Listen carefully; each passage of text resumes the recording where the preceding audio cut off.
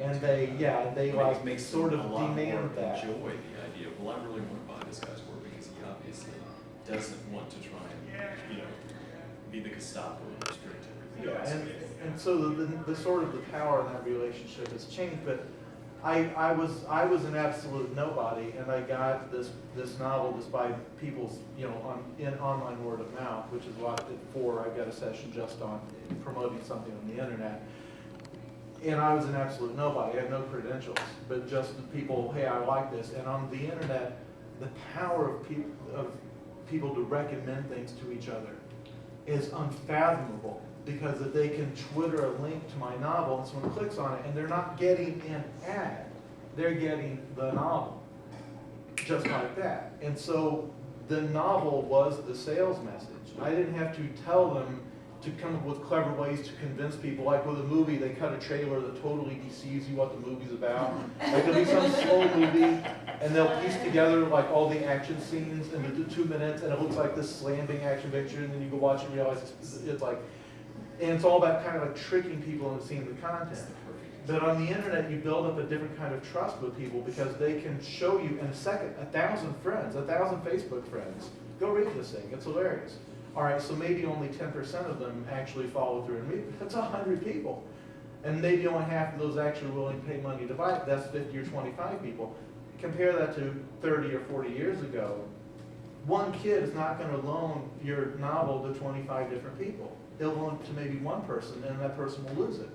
The potential audience is much larger and much more immediate. Yeah, and that's a trade-off.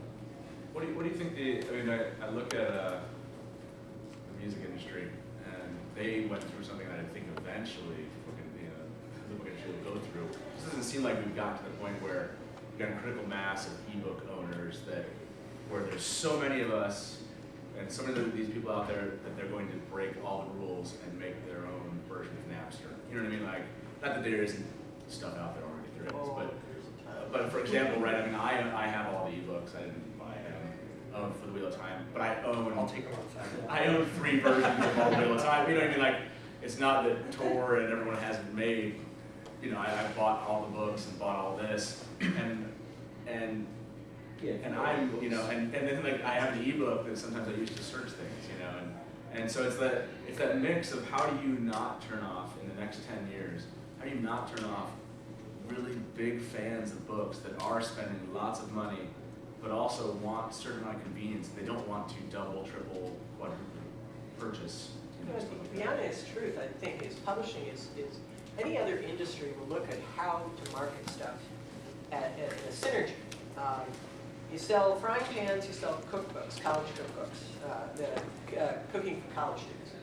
You sell them separately, you put them together. When a kid comes to college, they need a skillet, and here's his cookbook. You put them together, you price them a little higher. Why can't you buy a print version and an e-version put together in a package? Or print and audio. To the Blu-ray packs these days. Yeah. Where you DVD, get Blu-ray disc, the DVD, and the digital. Yeah. So Why not? the same way, why can't you Why can't buy they that buy one? book There's no and reason off they the can't. back the link And to that's what I think download I think that's one way it's going to have to go, because this whole ebook thing, the scarcity, the kind of artificial scarcity, eventually when people care enough, I mean, like you said, if they care enough now, it doesn't matter, right? You can get the ebook for any of these books free, and if they want it, they can get it. So, so it becomes tough, because how do you pay those people if you can just get free stuff? So Well, it's like piracy, though. I mean, you're still going to have 90+% of the people that read books are probably still going to pay for it. right. I mean, There's still going to be people that don't You have an acceptable loss situation. but I think that you have a lot of mixed hats. Like, I don't think you have like just pirates and then really honest people paying for everything. You know what I mean? I There's own a mix. I have jazz discs from back in the day that have Red Alert, and all sorts of games, but I also have copies I bought. It's that mix of like, I have some music that I don't think I ever paid for, but I have a ton of music that I did. It's that kind of mix of those people that, and maybe it's myself, that you think you deserve access to a little bit free because you're really supporting the industry at the same time with a lot of the money you have already. So it's there's so many different things that are happening here. For instance, I live in New York City, right? I've got an apartment that's the size of somebody's large 1987 Plymouth station wagon trunk, you know? I buy a book, I have to get rid of a book. Yeah. Because I had this much space for books. Now, as an e-book, as an e-reader, it's, you know, it's wonderful that I can get on the subway, pop out my iPhone and read. It used to be when I bought a book, and I'm an inveterate reader, and I love paperbacks, and I'm 60 years old, so I grew up in bookdom. You know, and I grew up in a family that loves books. And I love to open up a book. You know, you know, when I went to Robert Jordan's last signing, I had it all set up, and I had my music that I was going to listen to, Brendan Lackton, and I opened up the book, and I read the first, you know, pages of it, and the chills just came down, you know. At the same time, if I buy a book, I got to get rid of a book. If I have an e-book reader, I don't have to worry about that. I used to have a hierarchy. So bad, the book was so bad that I never finished it and it went into the trash. The book was good enough that I finished it and left it on the subway. You know. And by the way, in Japan, they have little bookshelves. But in many of the subway stations, where you can leave a book and pick a book, you know, which I think is wonderfully cool. So, you know, and then if it was, you know, a little bit better, I would give it to a friend, you know, and if it was really, really good, I would keep it. With an ebook, I don't have to worry about that. You know, and the thing from an author's point of view, the piracy thing is really troubling. And I've had discussions with folks who claim they are pirates, and they said, look, you've got to understand that we steal books. That's what you're doing. Sorry. Yeah, we steal books, but we also buy books. And I go, okay, but I come from a household where my husband's a software engineer. So if somebody isn't paying for that software, we're not eating. And I'm also really touchy about copyright. But I also understand it's a real gray area. But I do try whenever I find somebody who has a friend of mine's books up, and I know that they're struggling, and I know they're trying to make their rent, or they're trying to support. I know one lady who's got a disabled husband, and she is the breadwinner. And I look at every single one of those books that's been pulled and not paid for, and I know it comes right out of her pocket. Now the other folks who are making tons of money, yeah, they probably would like a little bit more time money, but. And so I see the gray area there, and I think recently one of the industry guys, I think it was one of the people at Macmillan, said what we really have to do is make sure that the reader can get to the content in any way that they want it, that is, you know, within legal range, means at a price they can afford, and make it easy for delivery. And that's the, you know, even though I don't like Amazon, they've made the shopping experience very easy. I mean, you're all signed up, you go in one click and bang, your butt's out of there with more books than you planned. So that's, yeah, it's just not free shipping. Oh my God, free shipping costs you $30 for the extra free shipping, but hey. So I think that's just something the industry needs to start looking at, rather than looking at just hidebound as this is a book and it has to be printed, it has to go to the bookstores. They have to look at different ways of getting those books out there. Amazon Prime is genius, by the way. And the devil. And I've removed all their links. They're permanently persona non grata with me, but. Well, I understand. That's just the free shipping. I bought way too many things. So. It's just that, because my book, obviously, with St. Martin's was one of the ones that went down when Yeah. Amazon had their cat fight with Macmillan, and when their response, if you're not familiar with the situations, they pulled all of Macmillan's books off Amazon, and that's half my sales. Yeah. I'm from the internet, so that's where people know to buy the book. And so that was, you know, that month's, like, the royalties for that month was. You were collateral. I mean, it was a whole week where they just, yeah, and you know, they just thoughtlessly did it because they don't, you know, like, we don't care. You're simply the person who writes the book. It's not like we can't do it without you.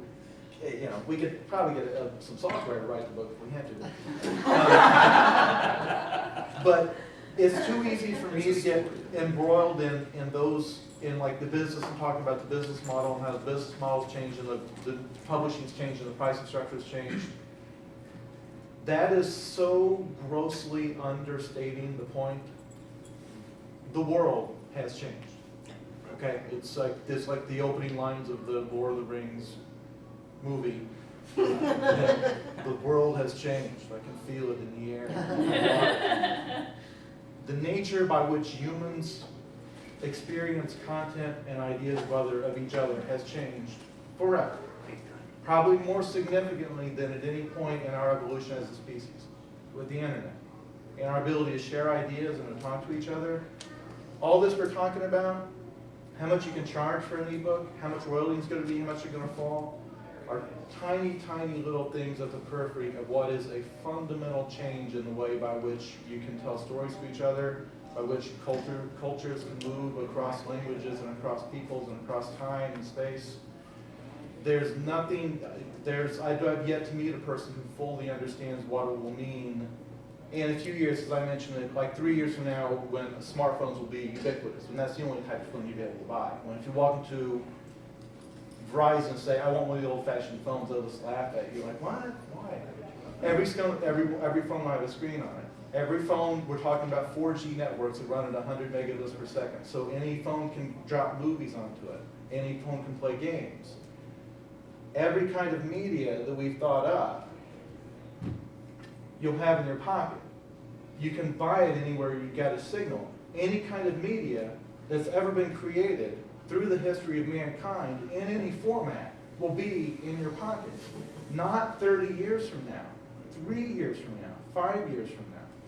And I'm scared to death that the publishing industry doesn't fully understand, in the same way that when somebody invented this thing called an MP3 file, when years ago, when to have you had a song in your computer, that's like a 70 megabyte file because it was a WAV file. And somebody invents MP3s that sound crystal clear and 3 megabytes, and you can download those in a few minutes. And the music industry plainly did not understand what that meant. That someday you would have this little paper thin thing you can put in your pocket that would hold 18,000 songs on it. And now you do not need that separate thing. And that's why when we talk about e-readers, there's some technology guru who had a great quote about there's a maximum to the number of devices people want to carry, and that number is 1.